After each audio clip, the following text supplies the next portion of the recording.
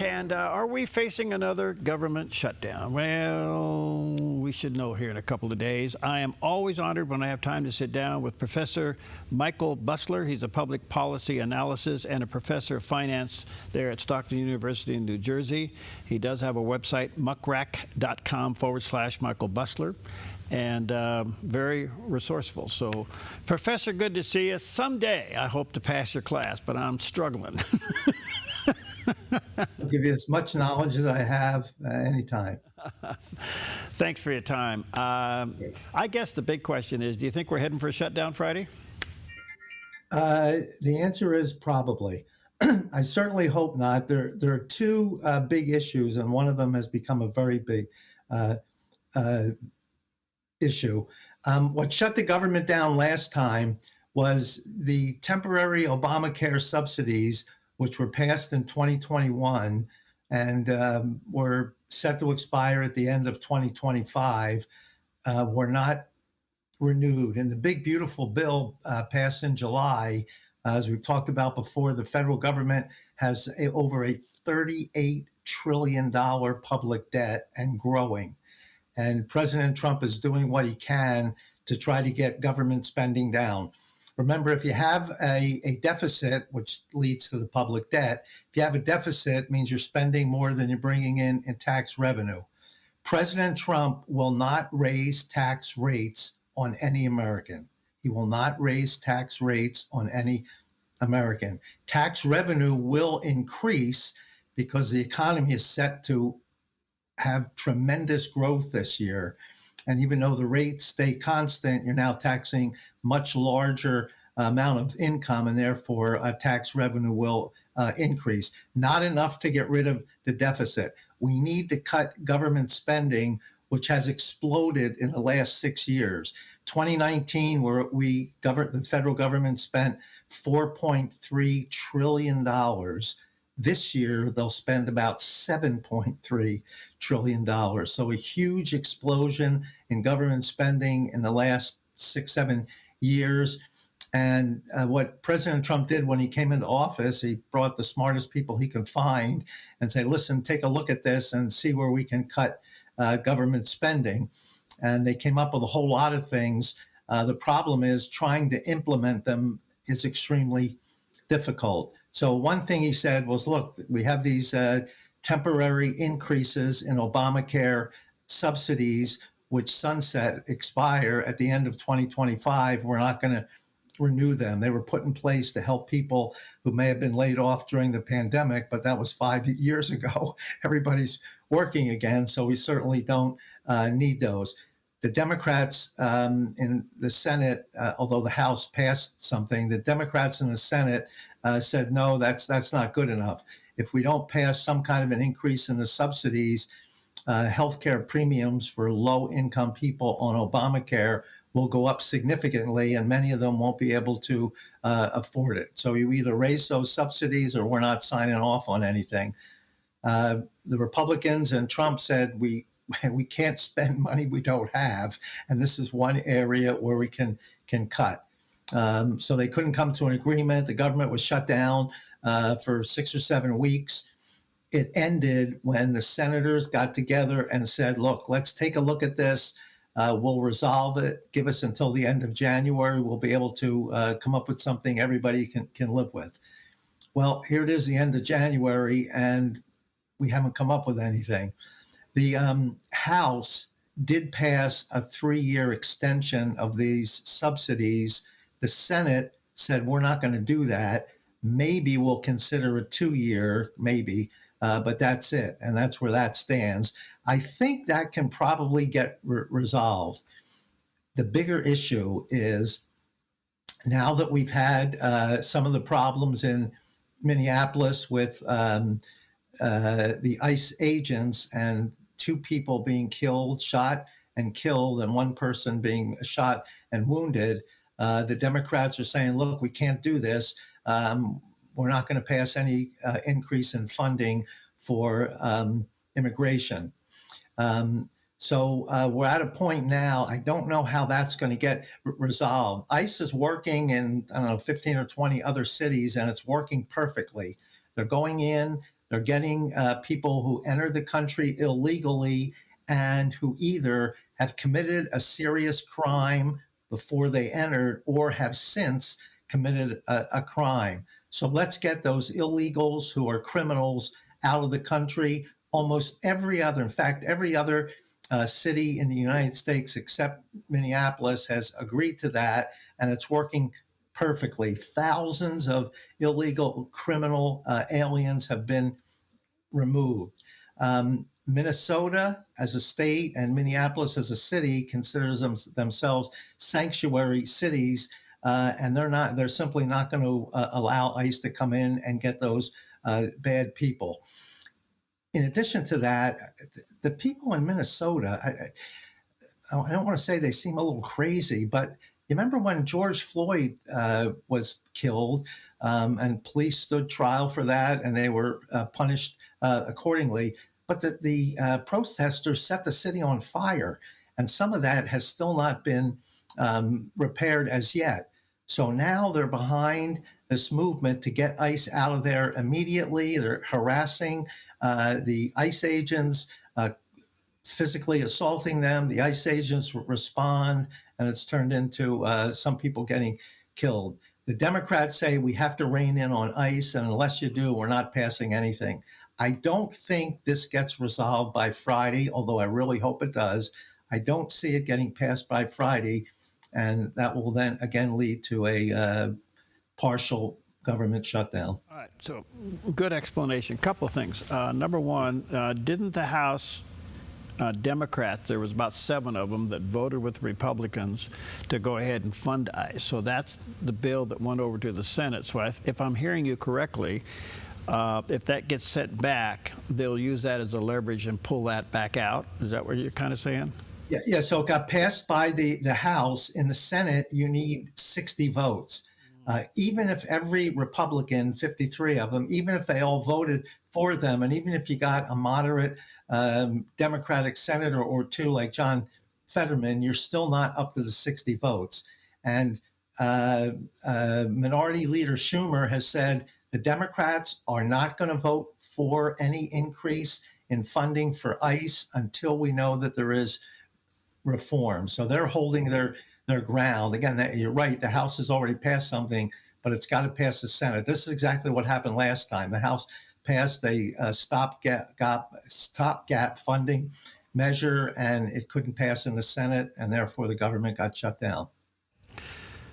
Okay, and then the other part is there was somewhat of an olive branch on the Obamacare subsidies, and extending it for 3 years might get cut back to 2 years.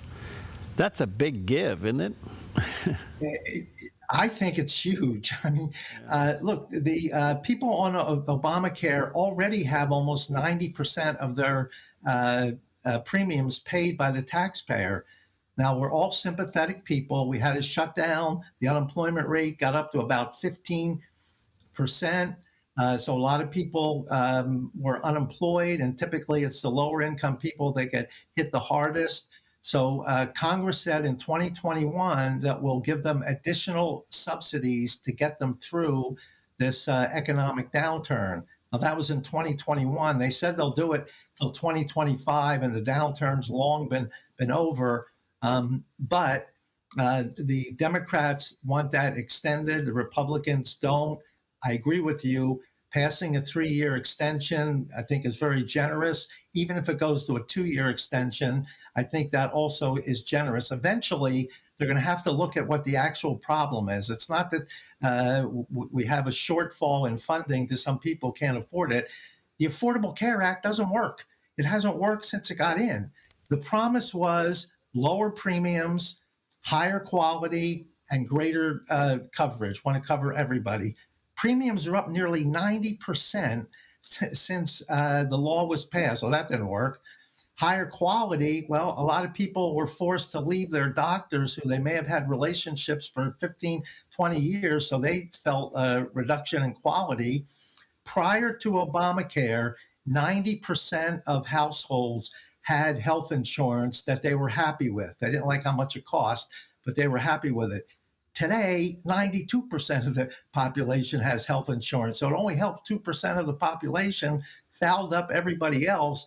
It made insurance companies very wealthy. That's why President Trump wants money given directly to people to shop rather than let them buy and let the insurance companies get all the money. So eventually they're going to have to look at the healthcare law, and we need something better than what was passed in 2010.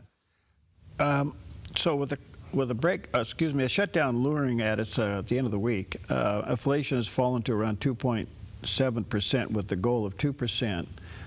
If we get into an extended shutdown, what happens to that number? It doesn't help it. That's for sure. It's a little bit murky as to what the long-term economic effects are of a shutdown. If it's a relatively short shutdown, people may have just deferred some of the things that they were going to do and some of the government spending. So it may not have a large impact. However, if it's a 7-week, it could have a larger impact. Now, I don't know what that impact is yet, because when the federal government was shut down, they didn't give us data.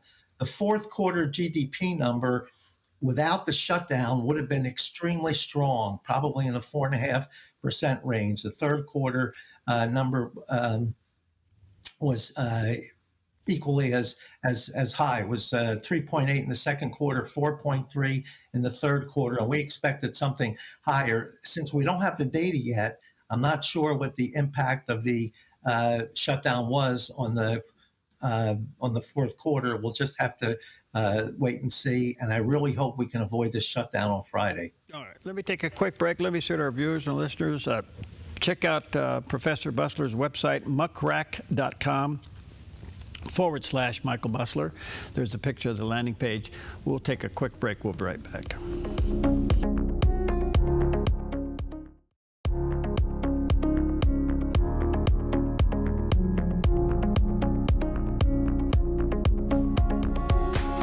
Welcome back. Always an honor to have with us Professor Michael Busler, and he's a public policy analysis and a professor of finance there at Stockton University there in New Jersey, talking about, well, are we going to go to a shutdown at the end of the week? We hope not. In the meantime, Professor, it's been very amazing to see gold and silver skyrocket. I think gold was above 5K this morning, and silver was as high as 111. I think it's at 109 today. Huge jumps. What's your take? So you're always mentioning you want to be a student of economics. So when prices go up, one of two things happens. Either there's a huge increase in demand, or there's a decrease in supply. The supply has been relatively steady of silver. Let's start with silver. Relatively steady, although there have been some supply chain disruptions which have reduced the supply. That'll tend to drive prices up. But the main reason we have such high prices, it's a huge increase in demand.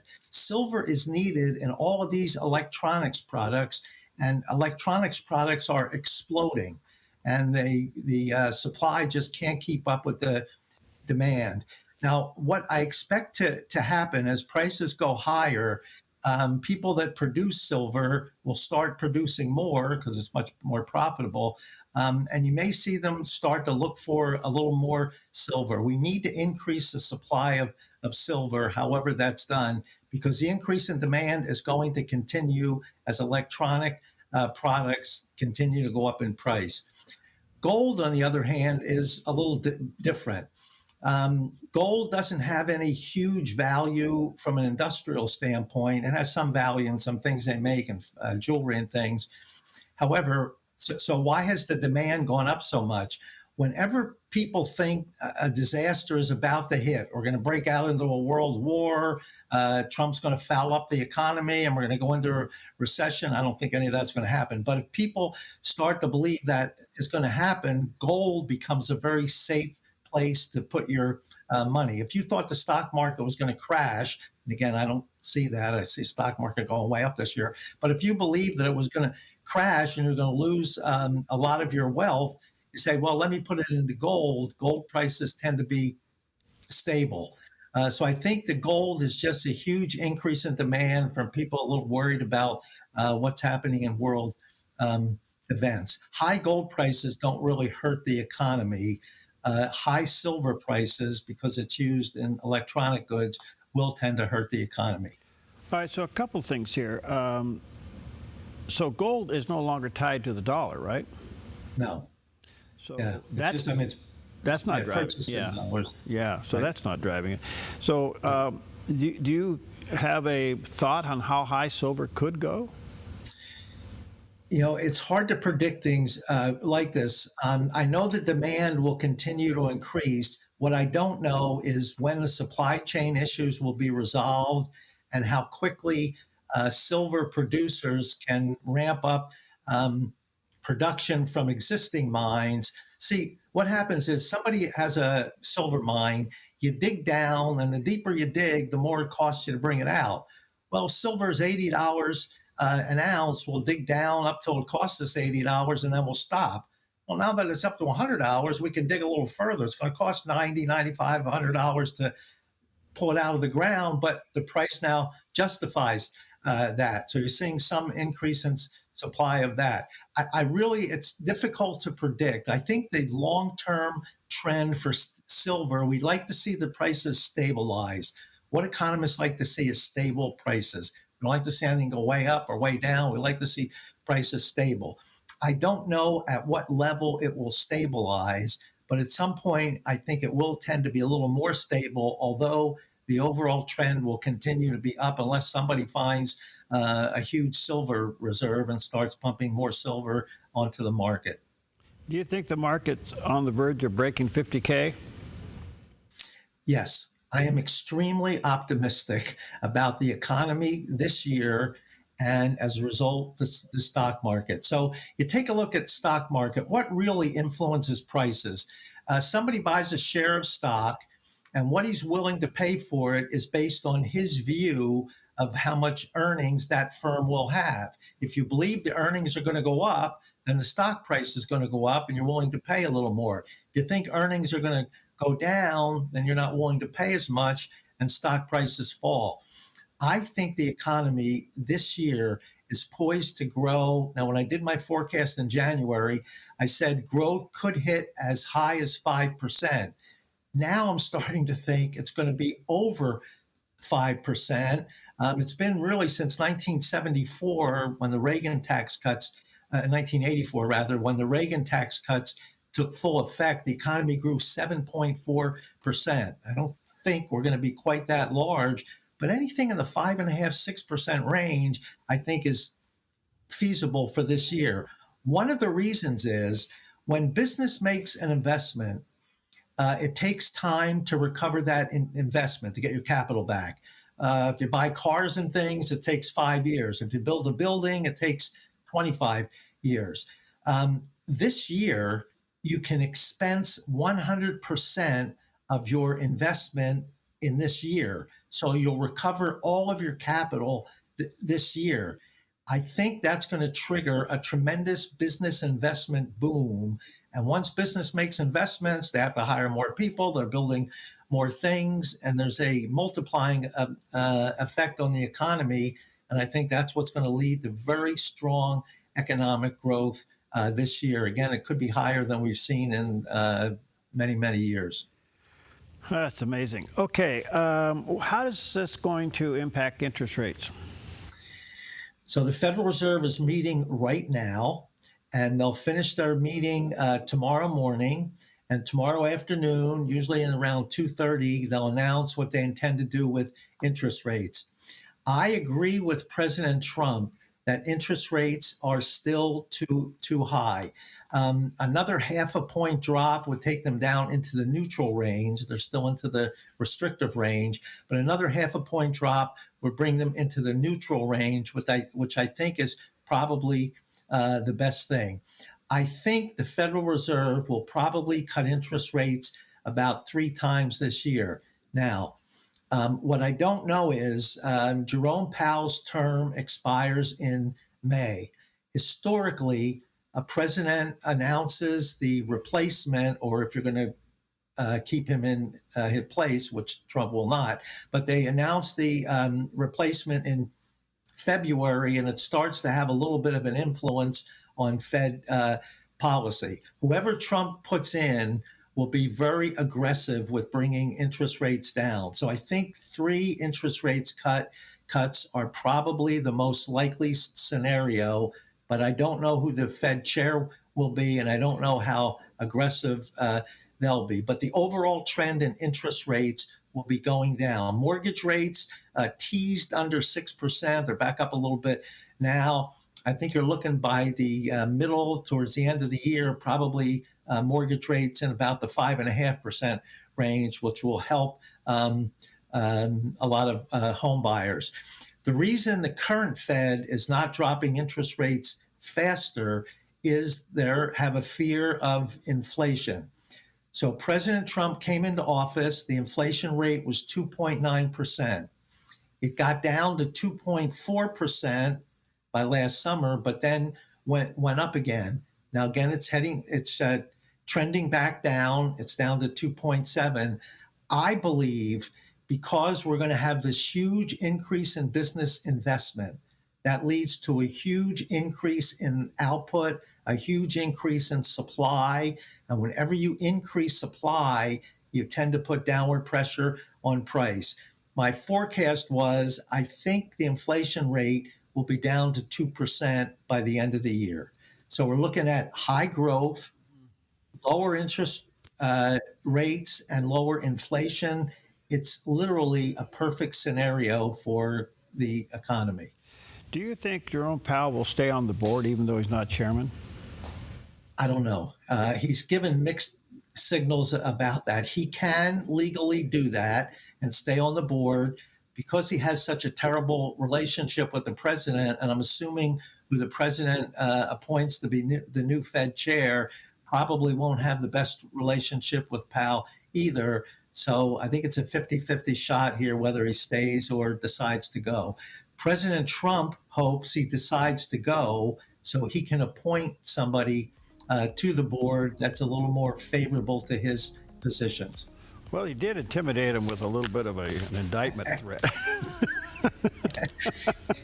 You know, they looked at the renovation of the Federal Reserve building, and it's huge amounts over. I don't know if he's going after him for that, or it's just kind of a political thing. There's other ways of getting the job done. Okay. Hey, Professor, good to see you, buddy. Thanks for your time. Let me say to our viewers and listeners, check out his website, muckrack.com/Michael Busler. There's a picture of the page. We value your time greatly, friend. Stay in there. Thank you, Perry. Look forward to seeing it again. Okay.